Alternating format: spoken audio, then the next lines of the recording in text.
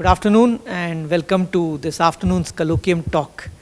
A great pleasure in introducing you all to Dileep Premachandran, the Editor-in-Chief of Wisden India. Dileep is a good friend of mine, but more importantly, someone that many of you have obviously read in Wisden and also in ESPN and in The Guardian earlier for many years. Dileep's talk today is on sport and social transformation in the 21st century. I know the topic is such, but I must also add that those of you who are willing to or want to ask him nice and juicy stories about cricket can also ask him, because he's had a ringside view of cricket and cricketers for nearly 2 decades. Dileep's writing is, of course, as everyone knows, a delight, and he writes with a felicity that one only can envy. But more than anything else, Dileep is extremely forthcoming and extremely modest and helpful to people, as I have personally experienced. Dileep's also followed South Africa as it moved from its period of sanctions post-apartheid into a society that it is, and the role that sports plays in societies. So there is, of course, a lot of positive impact that sport can have on society and as he says in his opening line of his abstract, sport is, after all, a microcosm of life. I'm sure that all of us will have a very enjoyable and illuminating time with Dileep, and I have great pleasure in inviting Dileep over. The floor is yours, Dileep, and you can structure it the way you want. I'd also like to invite all our guests who come from outside. I know that Prateep's parents are here, and there'll be others here, and thank you very much for joining us.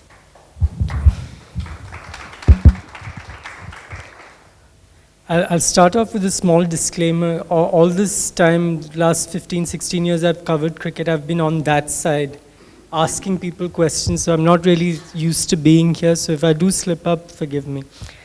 I think we'll start with a quote about sport, just to illustrate the different ways in which people view it.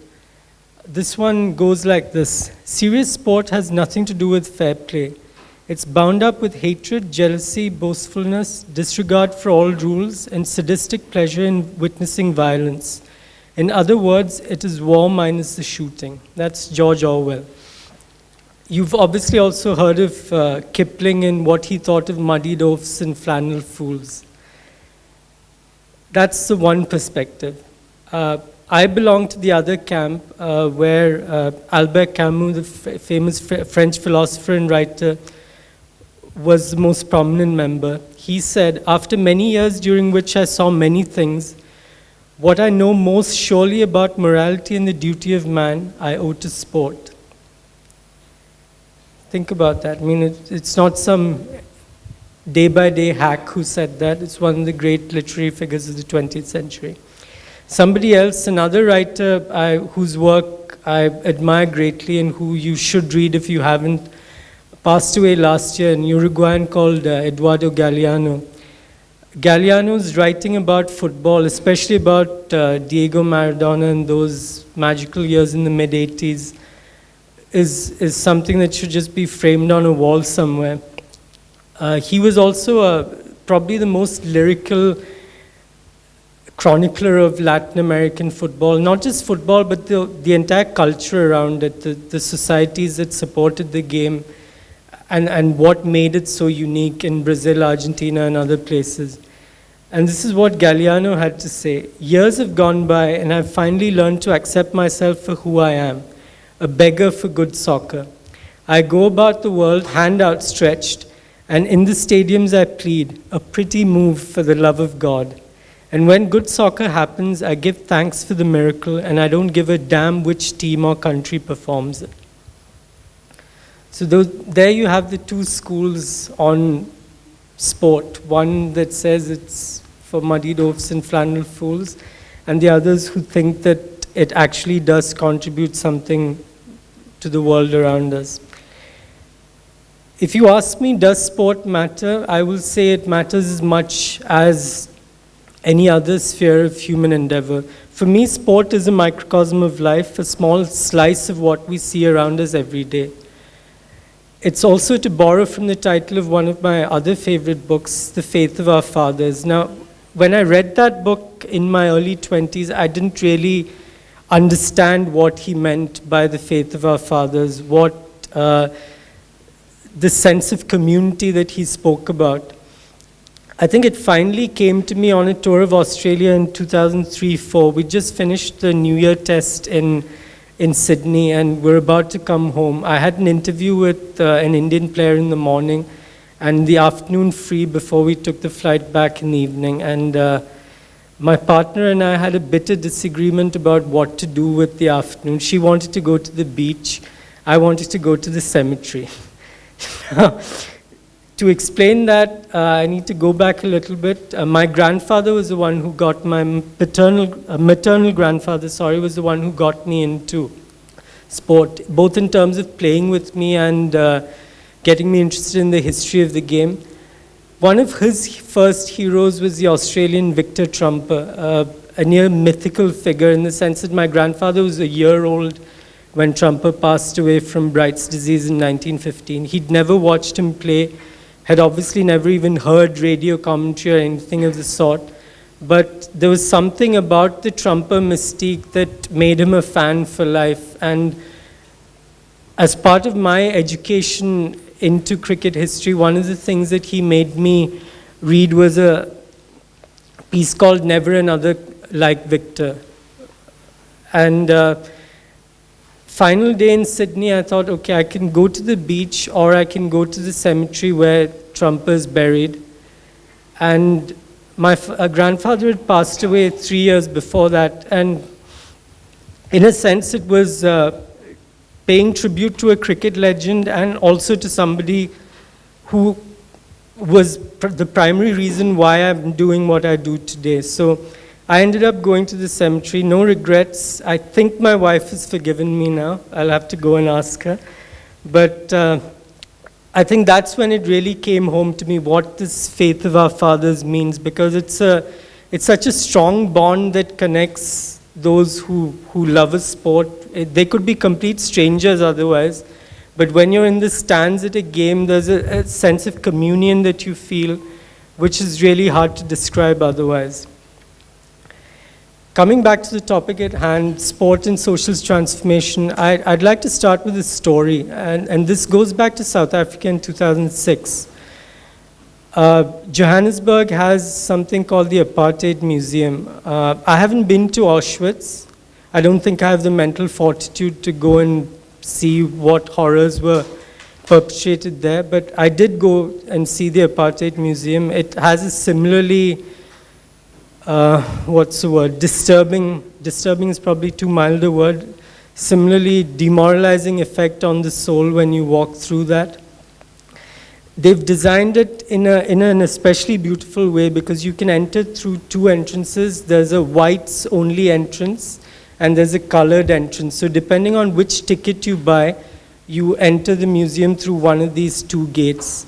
If you enter through the white entrance, you first get to see how white people lived in the apartheid years, lives of privilege, lives where they had everything done for them. And if you enter through the other side, you see how the other half lived. And the exhibits there are extremely disturbing. And you have torture chambers and mobile vans where they used to pick up people and take them in for questioning. So I think I spent 3 hours in there, and I left feeling quite shaken. And my driver at the time, somebody had recommended that it's best you stick to one person who you trust so that he can drive you around the city whenever you need to. His name was Nelson. No prizes for guessing who he was named after. So I sat in the car, I started speaking to Nelson, and I asked him, so have you ever been inside? And he said no. And I said, any particular reason why? And he said, I just can't.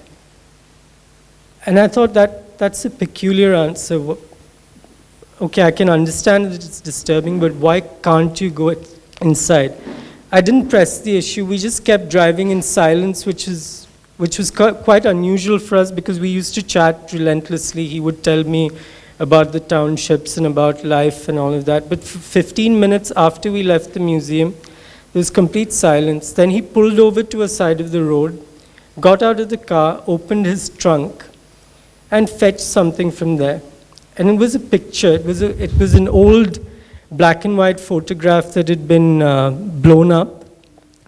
And it had a group of men sitting together, black men, with one man in the center wearing a fedora, and the others kind of in a semicircle around him, listening to him talk. And he said, "That's my father." The man in the middle was my father. So it turns out that Nelson's father was an ANC activist in the 1950s, quite a prominent activist in the Johannesburg area. He was picked up in 56 for protesting against the identity cards that had been issued at the time, kept in solitary confinement for 4 years, brutally tortured. When he came out in 1960, he was, according to Nelson, a shell of a man. He lived another 16 years. According to him, he spoke about 10, 15 words to him in that time, and he just died. I mean, he says, for all intents and purposes, he was a walking dead for a decade and a half. So that was the reason why he could not go into the museum. And, you know, what do you say to someone when he tells you a story like that? I didn't have anything to say. When we got back to where I was staying, I asked him, how do you find it within yourself to stay so calm and, you know, so zen almost about life? He would never have a bad word to say about anyone, never grudge the job that he had or complain about anything. And he said, I learned from the man that I'm named after. And I said, what do you mean? And he asked me, do you follow rugby? And I said, of course I do. And he said, the 1995 Rugby World Cup, which was just a year after Mandela became president of the new South Africa, he went to the final wearing a Springbok shirt, the South African Rugby Union shirt. For years and years, in the apartheid years, the rugby team and the Springboks epitomized the evil of apartheid because they were like the poster boys of the white regime. So for the first black president of the union, of the new nation, to go to a game to support what was still a predominantly white team, it sort of encouraged the myth of the rainbow nation, and it helped bring a very fractured people together, at least for a few weeks. And according to Nelson, he said, he told me, if a great man who suffered that much, far more than anyone else I've known, if he can find it in himself to forgive, then so can I. Which is an incredible answer, really, because I don't think I could. I mean, if I had had a family member go through what his father went through, I don't think I could forgive the people who did that. But that was the impact that Mandela had. That one gesture of wearing the Springbok shirt, going to a rugby game in front of predominantly white audiences, just to illustrate that, look, we are, whatever our history is, we are one nation now, and we have to go forward that way. The reason why I called it the Rainbow Nation myth earlier was because subsequently Chester Williams, one of the black players in that squad, wrote a book where he spoke about how James Small, who was one of his teammates, used to call him a kafir while they were teammates. So there's Mandela on one hand, who rose above all the evil that had gone before, and then there are others like James Small who are, what can you say, just small men. And I thought of Nelson as in the Nelson who used to drive me around, and his ability to forgive when I was in the Caribbean the following year. It was a World Cup that got very bad press in India and Pakistan because our teams didn't go very far. But for those who were there, it was an an incredible experience. I spent a lot of my time in Jamaica, going through the streets of Trenchtown, hidden behind the back seat of a cab, because my driver had said that if you poke your head up above the window level, that you might get shot. Kingston is that dangerous at times, and the turf wars there are quite brutal. But Trenchtown, apart from being famous for Bob Marley and the music that came out of there, is also where the Boys Town Cricket Club is, where Sir Frank Worrell, who was the first black captain of the West Indies, spent a season playing there. And the reason Sir Frank played there was in tribute to another player who passed away in a car crash in England in 1960, a young man named Collie Smith. And this playing a season in Trenchtown with Boys Town Club was Sir Frank's way of paying homage to Collie Smith. I met somebody who had been associated with Boys Town Cricket Club for nearly 50 years. And he came to see me, this man in his late 60s, early 70s, with a bunch of press clippings that were this thick. It was literally the size of a small encyclopedia. Inside was every single press clipping that he had ever managed to put together on Collie Smith. It was like a journalistic shrine to a player who died at the age of, I think he was 24 when he passed away. And Loxley Comrie, that was this man's name, he spoke to me about what it meant for them to lose Collie, and also what it meant for them to have Sir Frank Worrell come and play with them. And he spoke to me about a match where I think his bat broke or there was something wrong with it, and he said, Sir Frank said, you just borrow mine. And he said, can you imagine what it meant for me as a 16-year-old boy playing my first season with the seniors to go out and bat with Sir Frank's bat in my hand. I felt invincible, and that day I was invincible.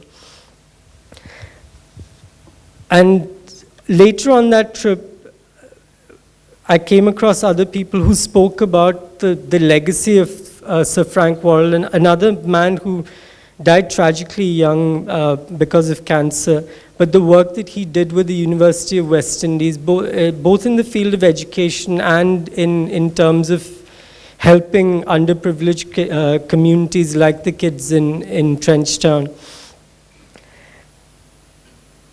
Obviously in Jamaica, the other thing that is a political time bomb really is the rebel tours to South Africa in the early 80s, where a whole bunch of West Indian cricketers who felt that their time had come and gone chose the South African Rand and the patronage of a racist regime to go and play cricket.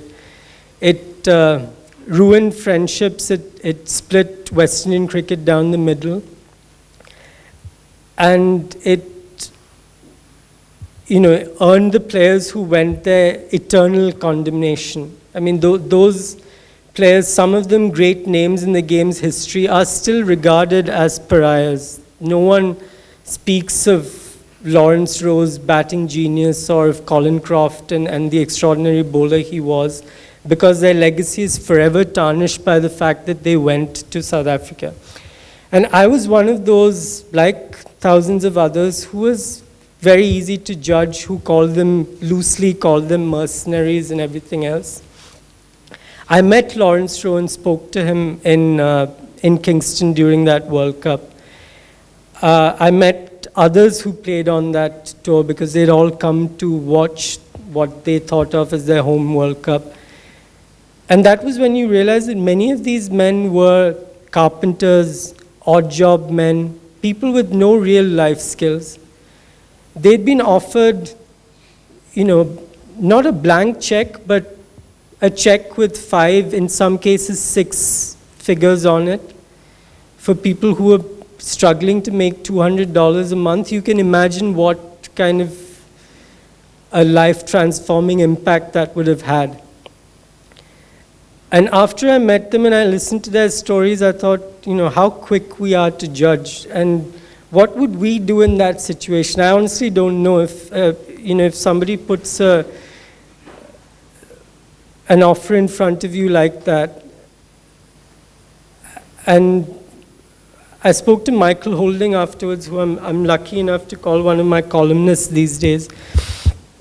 Asked him about the Packer years and the Kerry Packer circus that transformed player payments in cricket. And I remember him telling me that the Packer years were the first time that he actually saw 4 digits in his bank account. That's how poorly paid players were even 30, 40 years ago. And now you have, IPL contracts worth, forget 4 digits, 8 digits, which is what you'll see in the auction this weekend. So that's, that was my most eye-opening experience in the Caribbean. Obviously, when you go there, you hear it's impossible to divorce cricket from colonialism, and the echoes continue to resonate years after the British went home. C.L.R. James, I'm sure many of you have read Beyond the Boundary, regardless of whether you are interested in sport or not. It's one of those seminal books. James, what he had to say. But it's not just C.L.R. James. I mean, there are so many people I met in the Caribbean across all sections of society who had such strong views on sport and its place in their lives. One of the, a lot of the best interactions I've had on tours have been with cabbies. For whatever reason. They tend to know more about cities. They're open with their advice and information. One of them in Barbados was a man called Hallam, who the final morning that I was there, he came to the house, I think an hour early, and it was something like 5:30 in the morning. And I'd barely gotten ready when he knocked on the door, and he said, "Look, we have to go early." And I said, "What do you mean? My flight's only at 9. He said, "No, I have to take you somewhere else first." He took me to the cemetery where Malcolm Marshall is buried. And he said, "You can't come to this island and leave it without paying your respects to Mako."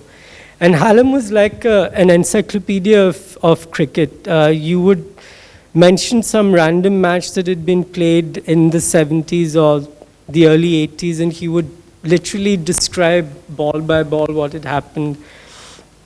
And he was especially passionate about describing matches against England, because for them it has such a special significance because of the legacy of colonialism, because of the fact that West Indies, till Sir Frank Worrell became captain in the late 50s, did not have a colored man in charge of the team.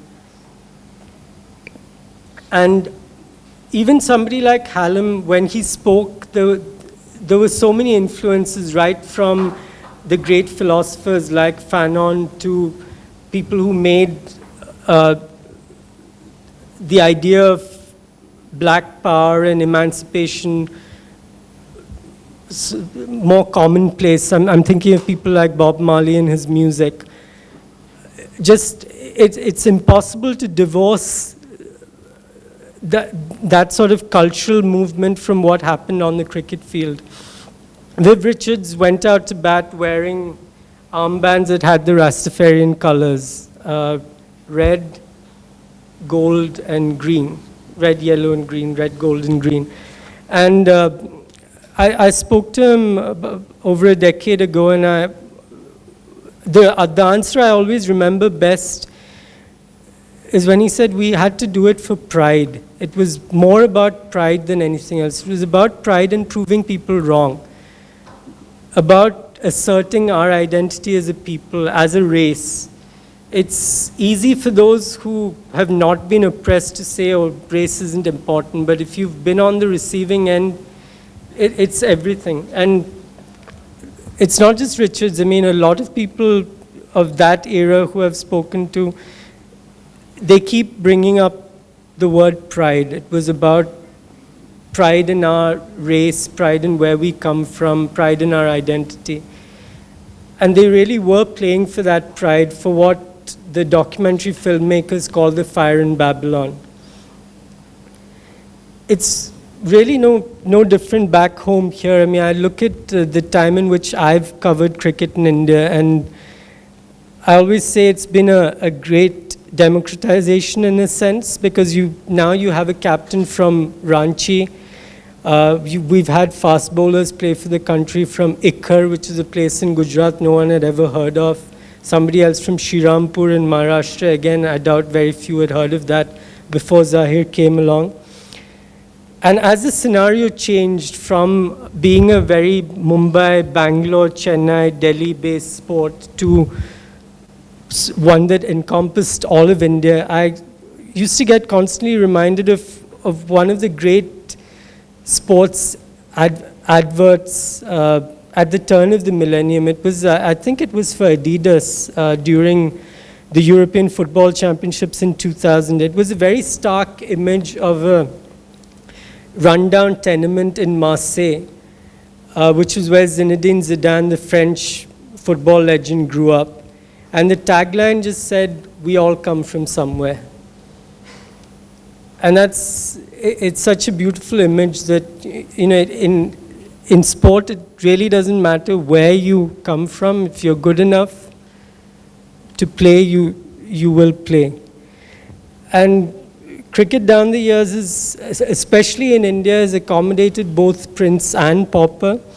And by prince, I don't necessarily mean royalty alone. I speak of those born into privilege, people like me, a lot of you here as well, perhaps. Privilege doesn't mean money alone, it means inherent advantages. I mean, just as a simple example, all four of my grandparents were at least undergraduates, and this, I'm talking about pre-independence days. I myself was reading in 2 different languages by the time I was 6 years old. So if I did better in school than most other students, some of whose parents, forget grandparents, could barely read or write, I don't think it reflected,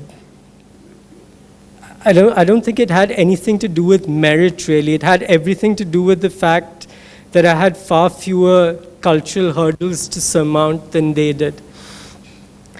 And that's something that really comes home when I look at a society like South Africa, where there's such a debate about transformation in sport now. There was a huge discussion after they lost the World Cup semi-final earlier this year about whether an extra colored player should have been played and whether they lost because of that.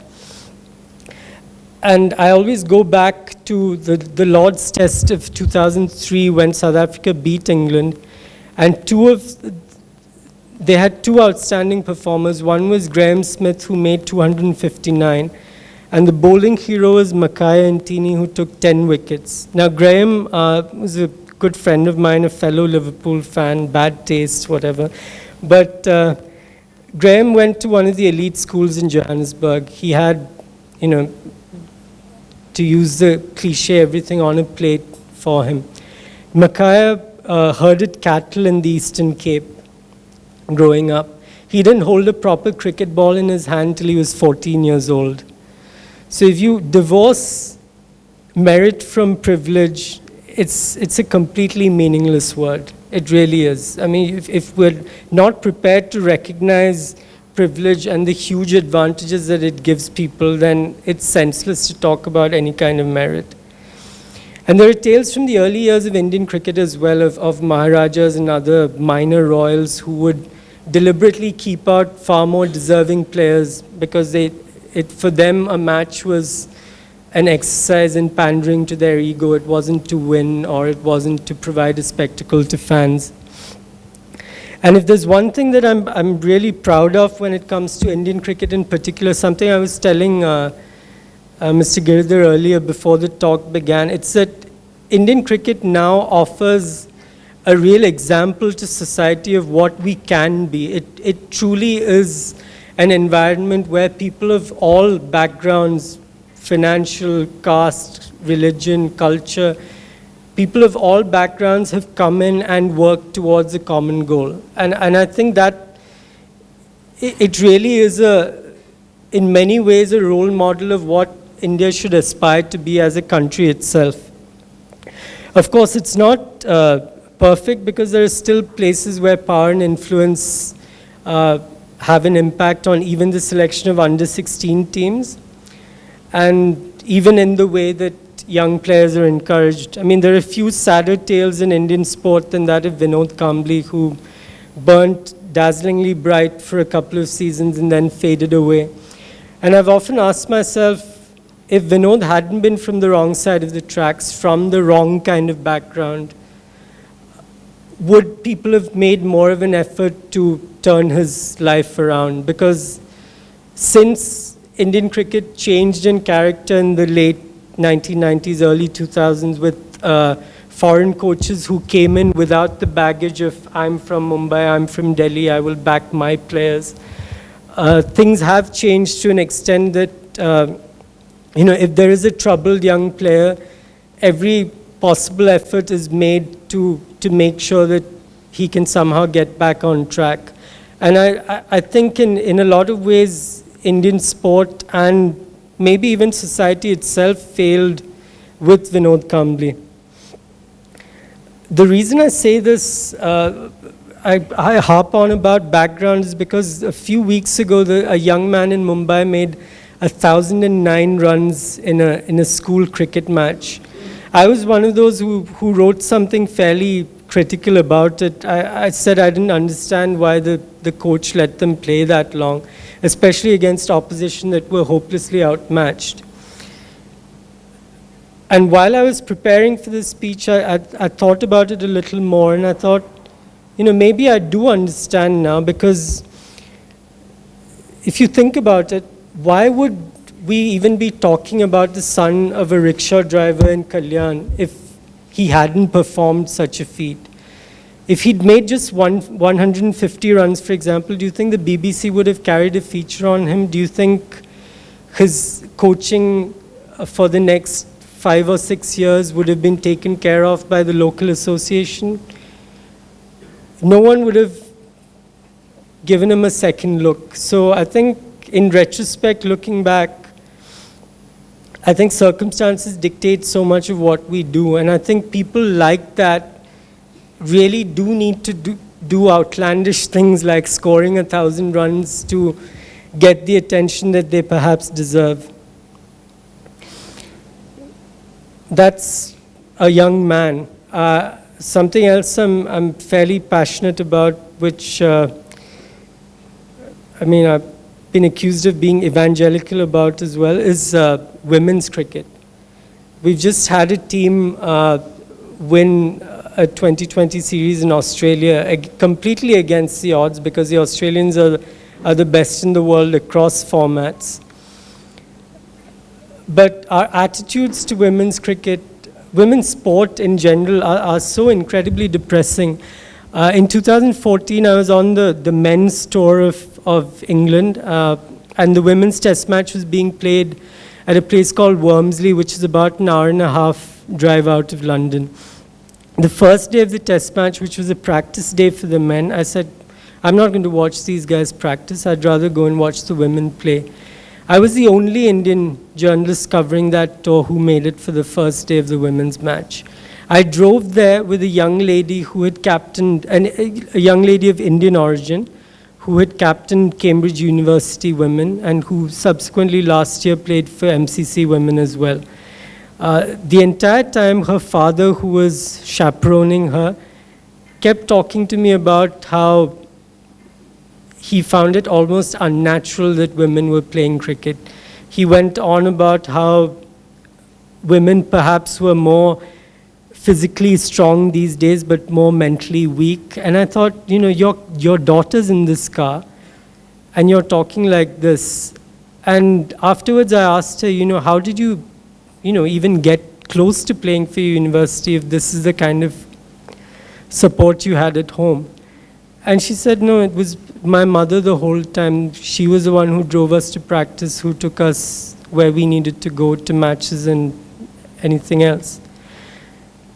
And this is not an isolated story. I've spoken to Indian players, female players, who would come home over the moon at being selected for the national team. And the first question they'd be asked was, oh, but then you'll have to play in the sun all day, who'd want to marry you after that? So these are the kind of challenges that our girls have to cope with. And my own office, I have a young journalist who has played for India A, India Women, the A team. If she was male, she would have had an equipment contract, probably some endorsements, lucrative fees for covering, for playing domestic matches. Instead, somebody like her gets 1,250 rupees a day to play a 2020 match for her state side. It's, it's beyond depressing, really. I mean, you look on the one hand at the kind of money that the men make, and then you look at how little encouragement the girls are given. Which is why I think, despite all the scandals and the sordid stories that we've heard over the past 2 years, that the Indian Premier League is such a wonderful thing. A couple of years ago, a colleague of mine actually wrote a book about it. He didn't interview the stars. He spoke to the men on the fringes, the players whose lives it had completely transformed, the ones who could now afford to build a proper house for their parents to live in, who could, indulge in the tiny luxuries that had been far beyond their ambit for years before that.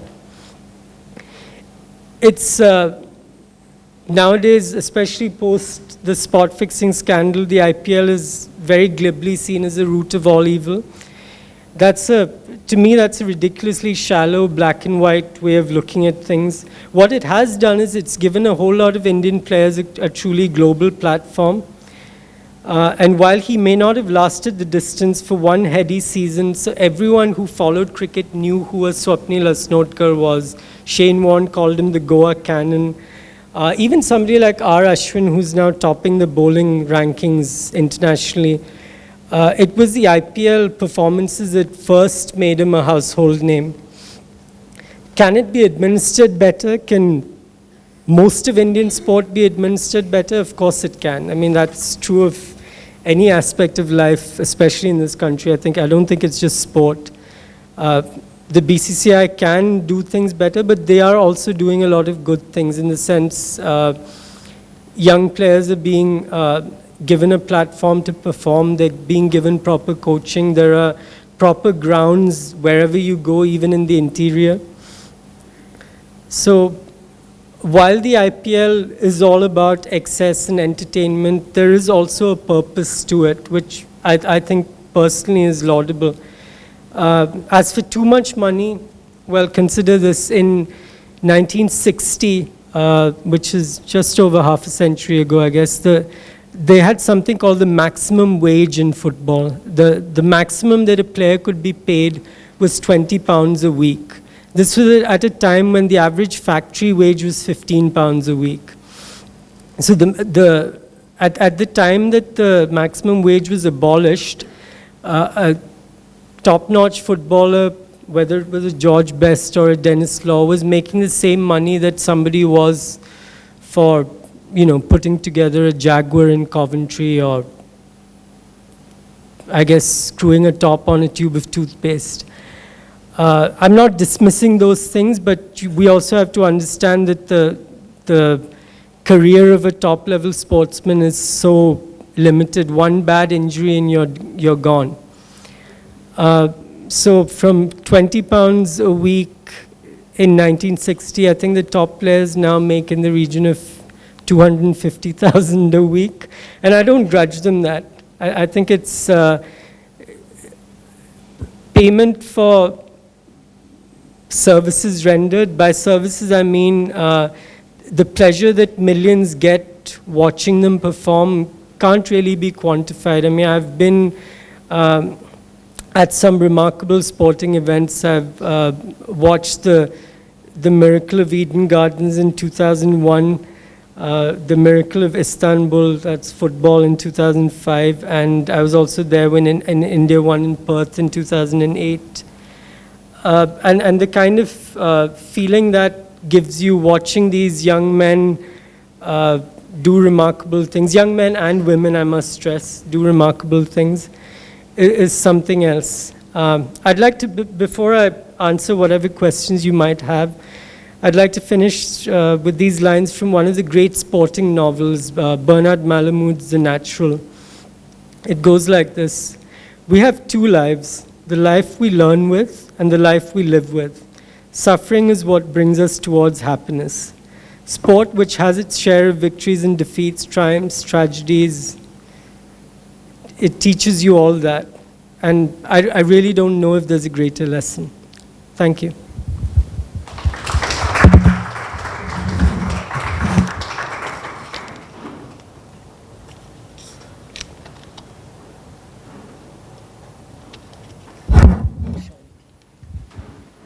If I can pass this around, you can use a collar mic.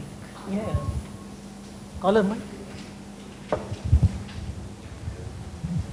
So we'll just give him a minute to fix a collar mic and.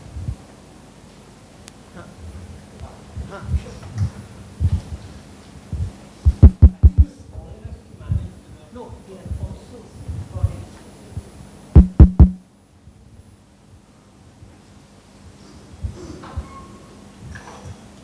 Is this working?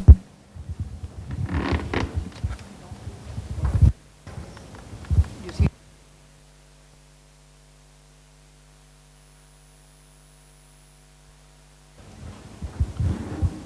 Hi. Thank you for your very illuminating lecture. I had just one question for you. This has been, well, one broad question and one kind of more particular question.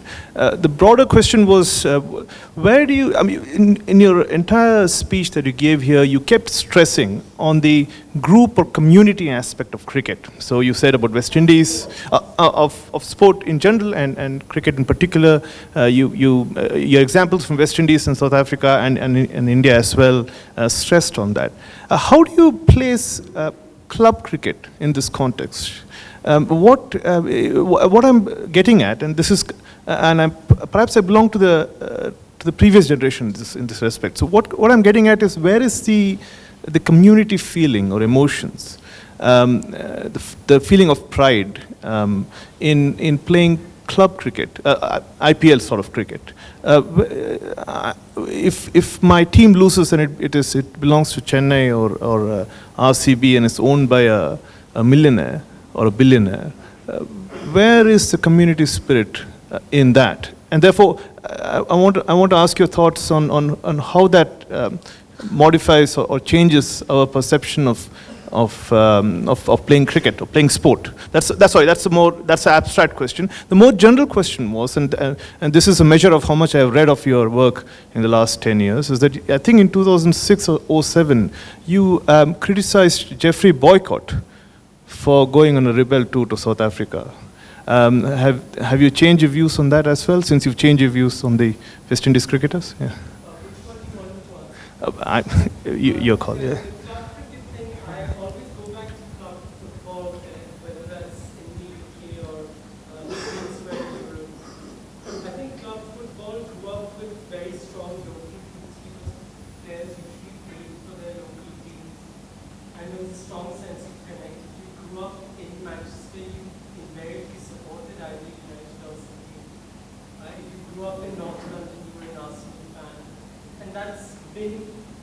Even now, when the players who play for the team have no connect whatsoever with the teams, in a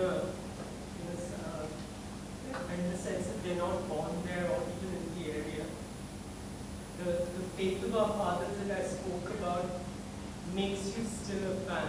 Because your father or grandfather supported United, it's sort of in your blood that you do as well.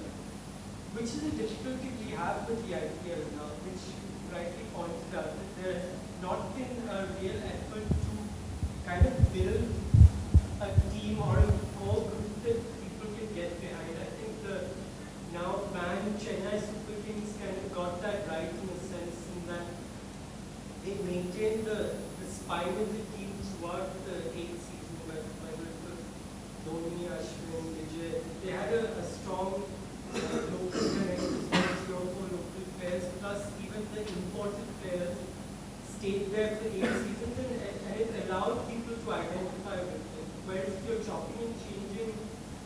every 2 seasons with an auction and whatnot, it's very hard to sort of build that culture that you speak of. I think that's one of the challenges that the IPL will have to address. Like if you have a Bangalore team or a Chennai team, it stands to reason that there need to be a few local players there that fans can identify with. At least till that culture is built. Once you've been a fan for 20 years, it may not matter to you if there's a local boy playing or not. But at least till that culture is built, I think it's important. And as for boycott, I think I haven't changed my views. Boycott was a white man going to support a white regime, a repressive white regime. These were impoverished black cricketers who went for purely economic reasons. I don't think there was one man on that tour who condoned what the de Klerk government or the P.W. Botha government before that was doing. They did it because they were carpenters or joiners or whatever else who were struggling to make a living. Boycott wasn't really in the same boat, I don't think. Agreed, he wasn't making the kind of money that cricketers make now, but he wasn't living hand to mouth either.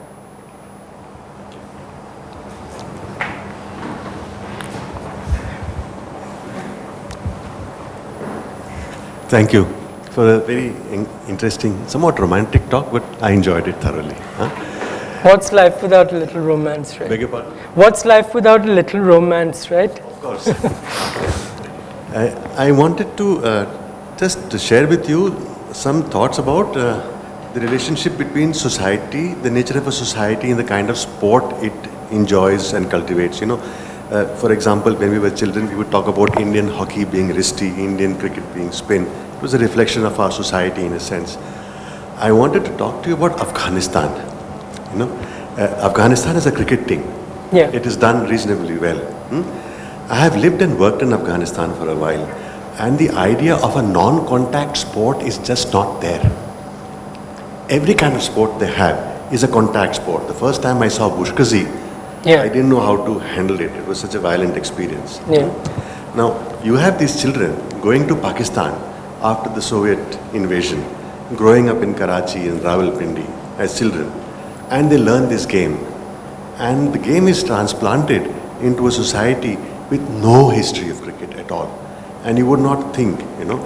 So I sometimes think about where all can cricket go. There is no cricket in China. It is hard to imagine cricket in Mongolia. You know, many of the African countries are largely football oriented. So I'm wondering what is the future of cricket outside of the Commonwealth, this kind of culture that we have so far seen it flourish in.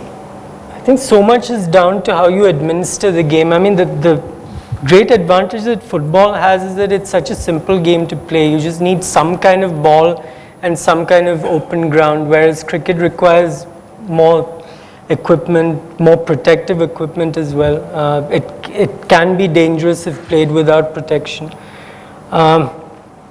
And I don't think we've done a very good job of taking it to other territories, to be honest. Like you said, all the Afghan boys I've spoken to, they're a charming bunch of players, by the way. Most of them have spoken of how they picked it up in refugee camps while living in Pakistan. So there hasn't really been a concerted effort to take it to, till perhaps the last 10 years, to take it to new horizons, so to speak. So I don't think, even rugby for that matter, has done a far better job of spreading its wings globally by holding sevens tournaments in various continents and promoting it that way. I think cricket has a long way to go, and I think a lot of that has to do with the selfishness of those who administer the game, namely India, England and Australia, who are so fixated on maximizing their own profits that they really don't care whether the game spreads or not.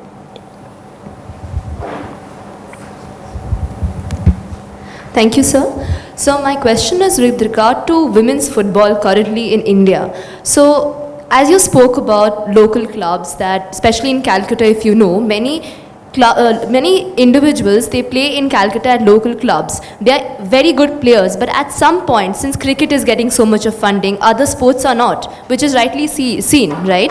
So in this situation, many players are being lost in that path. We have players who can be Aditi Chauhan, the second Aditi Chauhan, but where is this happening? Why isn't it happening? What are your views in that? Two things, journalism and corporate support. Without this, in the modern world, it's very hard to really push a sport forward. By journalism, I mean if that particular sport is not being highlighted, if it's not being reported, then people aren't going to even know that these players exist. The players that you speak of, during the Women's Football World Cup last year, I read somewhere that the women's team is ranked far higher than the men. But not that the men get blanket press coverage either for that matter, but it completely boils down to what kind of support they do get from the media, because that in a sense also drives corporate interest. If an IBM or a Coca-Cola sees a sport being featured on the back pages regularly, they'll think, okay, we might get into sponsoring this. But if no one's ever writing about women's football or women's hockey or whatever it is, then nobody cares. That's the unfortunate reality. I think the change has to come from people like us. By us, I mean the media. Yeah.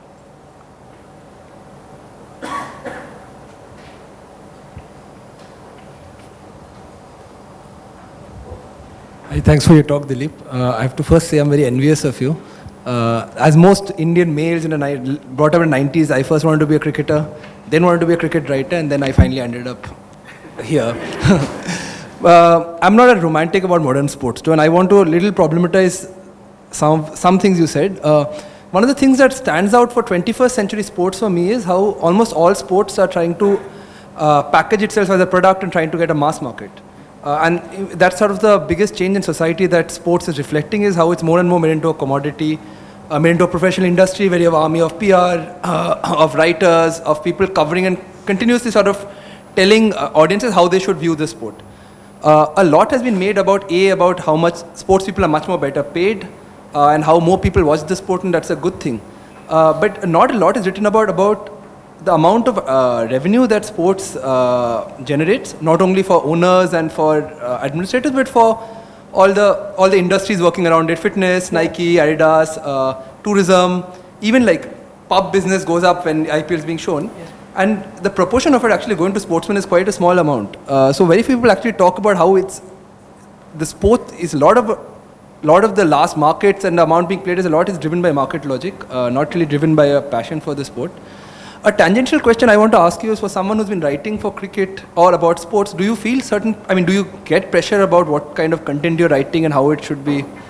What kind of things you are allowed to talk about? What kind of things can you question, or what kind of things that you're supposed to pander to? Do you feel that pressure of the market logic driving? Fortunately, I've been very lucky in that both places where I've worked, I mean, obviously at Wisden India, I make the editorial calls, but before that at Cricinfo as well, there were never any strictures on what we could and couldn't write. I mean, there was never any real pressure from the management saying, you can't write negatively about this or that. Even now, we have, actually at Wisden, we have a content arrangement with the ICC where we provide them with news for their website. But one of the things I insisted on before that was signed was that we would still be free to write whatever we wanted on our site.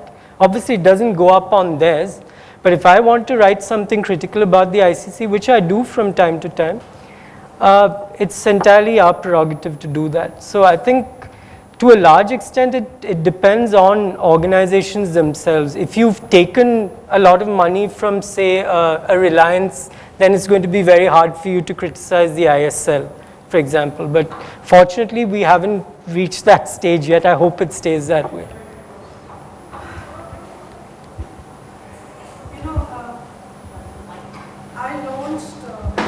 We launched the Doordarshan Sports channel, right? My family almost launched Doordarshan Sports, I launched Star Cricket in India. And I didn't go and join them because I just couldn't cope with cricket. I couldn't cope with the cricketers. I couldn't cope with Vivian Richards wanting to flirt with me. I couldn't cope with the match fixing that was going on. I couldn't cope with the betting, etc., etc. And today I cry. I actually cry about the fact that I launched privatization of cricket coverage in this country. You know, I appreciate the fact that you are wanting to hope that young people from different parts of the country are getting a big paycheck, you know. But thank you for admitting that corporates are what is now deciding. Can you really say that we are playing cricket anymore? I think so, yes. I think we also need to step back a little and accept that we really can't expect different moral standards from sportsmen than we do from society. Look at the world around us. I mean, why do we hold a Srishant or a Ajit Chandela to a higher moral sort of standard than we do the various politicians who are pulling off? No, because sports was meant to be a different kind of arena. It is. I still think 90% or more of sportsmen are completely above board in the way they go about things. Well, I mean, as a channel that survives on that coverage and as a channel that is getting, you know, you have to. But no, I understand where the cynicism is coming from. Yeah. I also can freely admit that cricket as a sport dating back Not more just than cricket, 200 years was built on match fixing. Yes. Cricket was built on betting. It was created still is. for... It will happen anywhere where you have vast sums of money at stake. Yeah, but There will be people who try to find shortcuts. But is that any different in any other walk of life? no, is my it's, question. you see, you know, you're not expecting cleanliness in politics. You're not expecting cleanliness in business and corporate. But you are expecting it in the field of art, in the field of sport, in certain arenas. I think all we can do is educate our young players to an extent that they grow up with the right kind of values. After that, it's entirely down to the individual. I know dozens of players who have turned down fixing approaches. I also know 3 or 4 who have said yes. But that's any cross-section of society that those are the percentages you will get. Yeah, but I don't know. Anyway, having seen it firsthand and continuously. No, I understand where you're coming from. But then with great sums of money, there will also be corruption.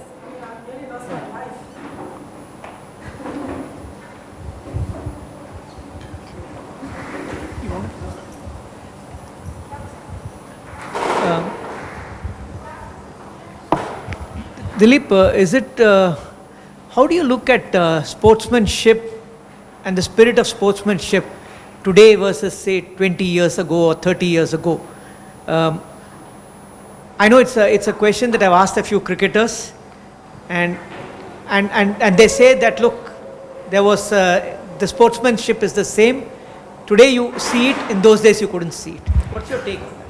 Yeah, I think they're much more under the microscope now. Every little thing that they do is analyzed and zoomed in on, which wasn't the case 30 years ago. It was in 1980 when Mikey kicked down the stumps in Christchurch, I think it was.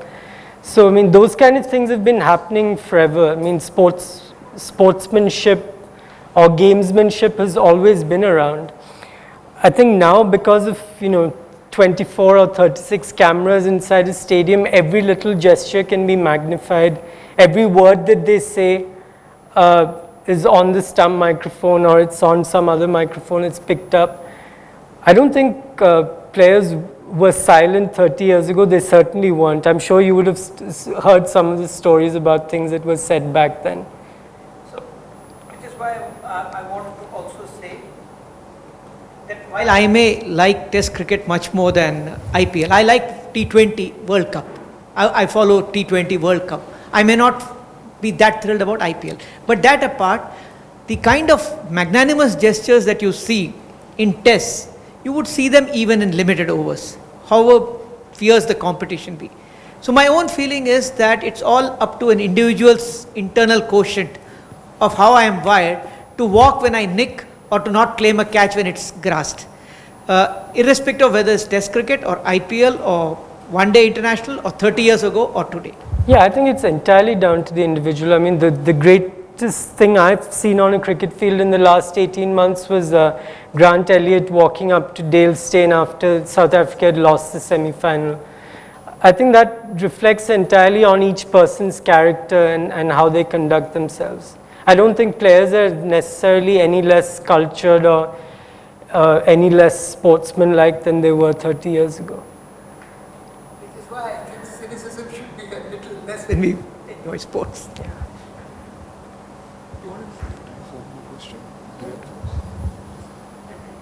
Oh, no, then I...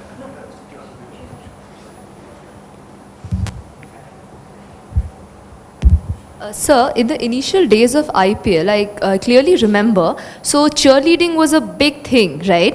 And there talks came on the women are being used as a commodity, etc., etc.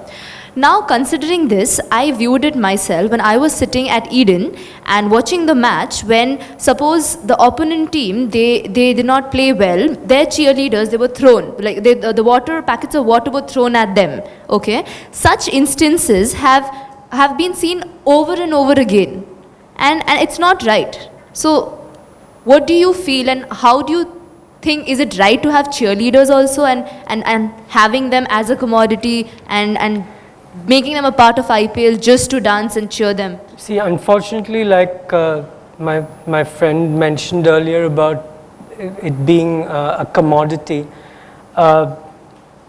this is not, the IPL is not international cricket. You can't sort of, the governing body cannot sort of insist that, you know, these are things that we can have and this is what we can't have. When these are privately owned franchises, which is what they are, it's pretty much the owner's prerogative whether they choose to have cheerleaders in mini skirts, or somebody else may have them wearing saris, I don't know, or somebody else may choose not to have cheerleaders at all. So it's not really something that anyone else can influence, because at the end of the day it's a private league. But isn't it an insult to our country when they are dancing, they are cheering and there are packets of water being thrown at them, considering that they have come from... Don't you, I mean, I'm asking you as a young woman, don't you face similar kind of behavior walking the streets? Not a packet of water No, being maybe thrown not a packet of water, but I mean... while I'm trying to cheer your team. So it's No, I pretty understand, insulting. but I think it's a reflection of the way we view women in this country. The way that behavior is just entirely a reflection of how we behave towards women in public And spaces. still the private companies wanted to have it. Yeah, I mean, whatever. I mean, maybe I don't know, maybe the water manufacturers are getting a kickback from it or something. I don't know. But I think it reflects on the attitude towards women. Hi. So as someone who writes online, so you've worked for Cricinfo and now for Wisden. So I'm just wondering how internet has changed coverage of sports in general and cricket in particular. So is there a reason you don't write for? Well, I have written for print, by the way, just not too much in this country. Okay. It's made life a lot more difficult because the newspaper days were just one endless party, really, because especially if you were in Australia, for example, and at that time I was writing for an English newspaper, so after the match finished, you would have pretty much 10 hours to file your copy before deadline. So you could go out, have a drink, have dinner, do what you wanted to, come back and write. Whereas now in the internet age, people want a match report within 10 minutes of the game ending. You need another sort of color copy, you need some story from the press conferences, and all of this has to be sort of nearly real time, because otherwise your competition will get the eyeballs. I think it's made the correspondence job a lot harder. I personally feel it's also brought about a decline in quality, because people simply don't have that kind of time to think through what they write anymore. And there's a definite element of, at least with some organizations, mostly on television, but even in print, of trying to find the juicy story and sort of magnifying that rather than focusing on the sport. And how do you think the fan has changed over years? are they the same? What are the expectations from? I think there's more of a sense of entitlement. I mean, I go to matches now and people get angry or annoyed with the team much quicker. It's almost like, okay, I've paid this much money to come to the ground. I expect this from you. But they're not really, they're not vending machines where you put in a coin and something comes out. I mean, players will have bad days quite often. So I do think that sense of entitlement has gone up. People are a lot less forgiving of failure. But at the same time, you get incredible support as well at some venues. I mean, players speak of the support they get when they play in Bangalore, for example, or Chennai is a special favorite with many cricket players. So, yeah. Just one more. What are your favorite venues around the world? Favorite stadiums? Okay, this is going to get me into trouble. Cape Town for sure. It's spectacular with the mountain in the background. Adelaide's beautiful. In India would definitely be Chepauk. I mean, Dharamshala is more picturesque, but I love the fact that I can go to Chepauk and find some random 70-year-old who will come and tell you about how Neil Harvey played in 1959 or what somebody else's average was in the 84 season. So you get incredible fans there. So I especially love Chepauk. I think it's a disgrace that there's not a World 2020 match there. I think the 3 stands are still not accessible to public, and then that's... But even without those 3 stands, the capacity is still more than Dharamshala. So I mean, I would any day have played India-Pakistan at Chepauk rather than... Yeah. So, but there you go. Will Pakistan ever win against India because the World Cup in If I answer that, you'll put me into trouble with the betting authorities. I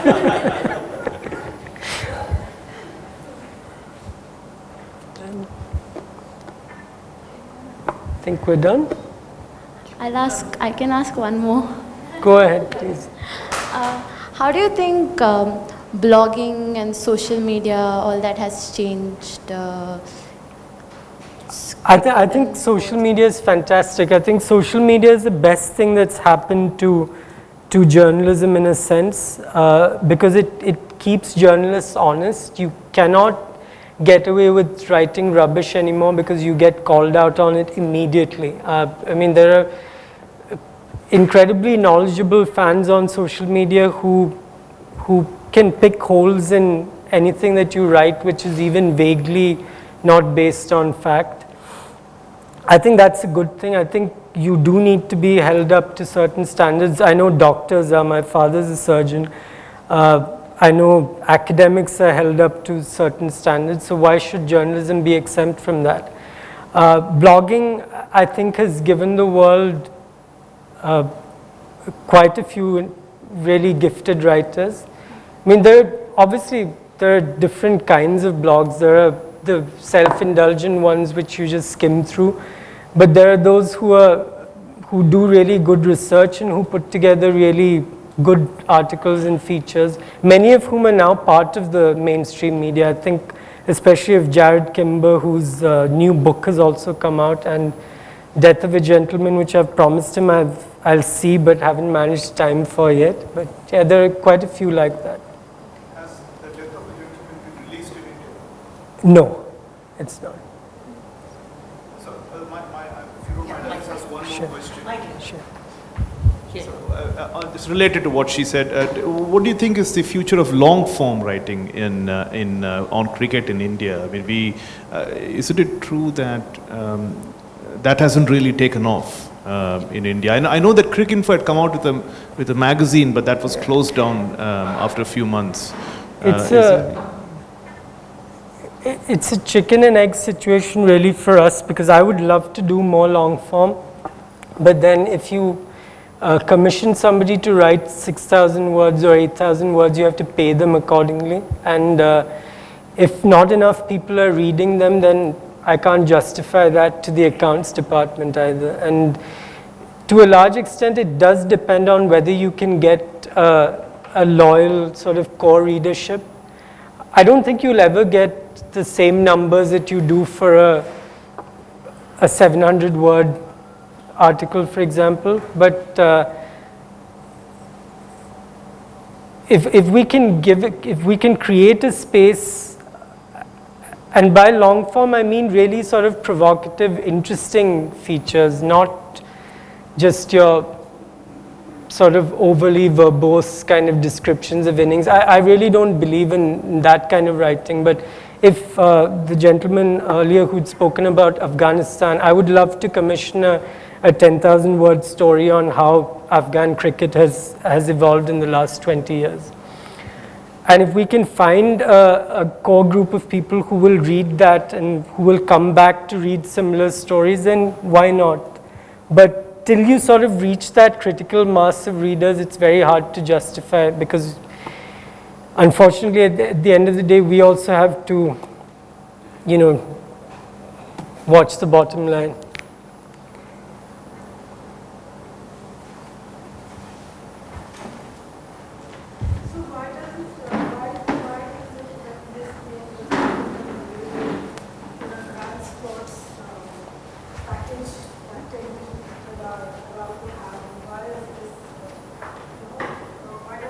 All the channels together if you ask for a sports package.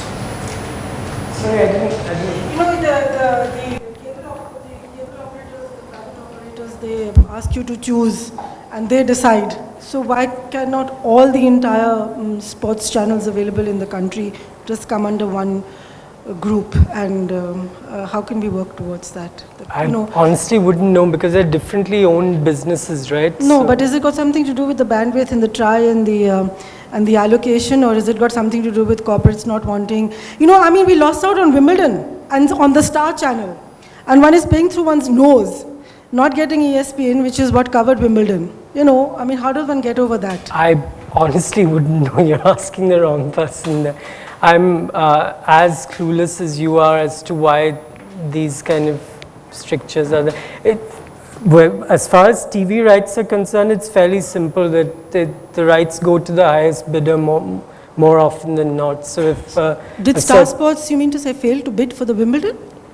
Could or maybe the others bid more. Higher. Bid higher. Yeah. Ultimately it's just a numbers game now. Whoever bids more gets the rights. Can't they do a sort of a replay or something?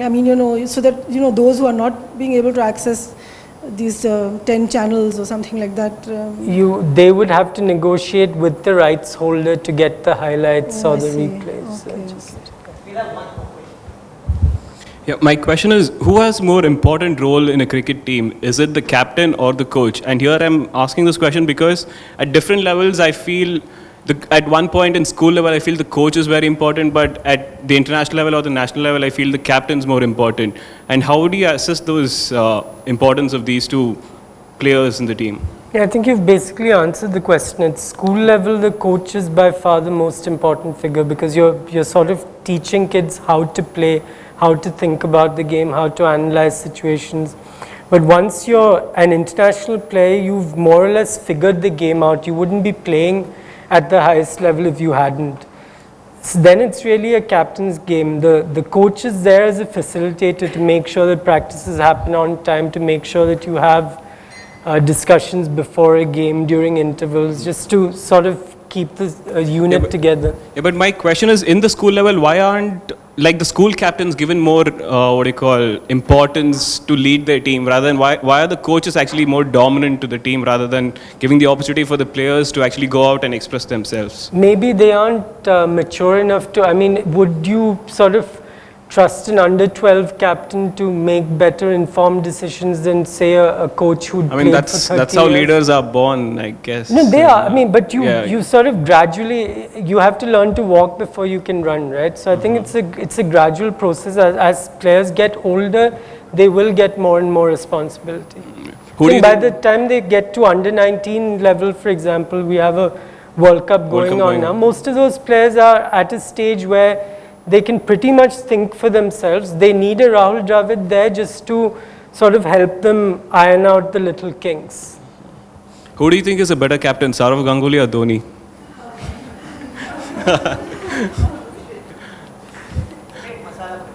Yeah, one masala question. There's hardly been any thrown at you.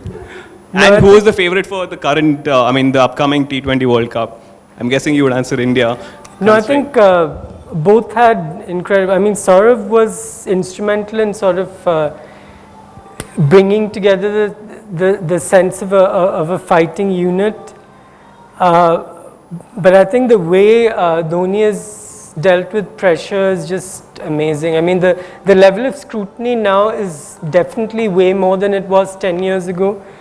You've got... sorry. No problem. So you've got, I don't know how many news channels we have anymore. There are that many. And 24-hour sports channels, and everyone wants to discuss your every little mistake. I think the way he's dealt with it has been remarkable. I mean, he doesn't talk to anyone. He's in his own world. I think that's the only way to be. If you weren't like MS, you'd probably go nuts within a couple of years of leading India. The World T20, I think India will win, actually.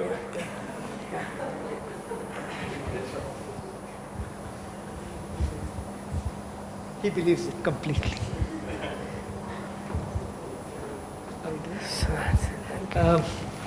Thank you, Dileep. Thank you for a very interesting afternoon with us. And thanks to all of you. And I was happy to see a range of questions.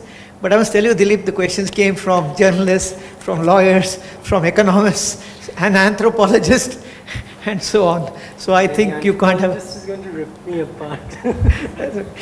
But you bring him always onto a strong ground of cricket journalism and sports journalism. But it was terrific to listen to you. But I must add to what you asked. I asked Dileep the same question when I met him some time ago, the Ganguly and Dhoni. But that was a one-on-one, and he said something very, very, very important for us. He said, don't look at Dhoni as one piece. Look at Dhoni pre-2011 and post-2011.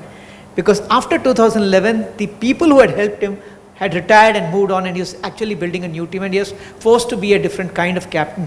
While during the years 2008, 9 or whatever till 10 or 11, he had a strong team that he built on, and he was a different captain. So actually, don't look at Dhoni as Dhoni. It's Dhoni 1 and Dhoni 2. I remember you telling me that, and I thought I should add that. Thank you very much for a very interesting afternoon, Dileep. Really appreciate you coming all the way.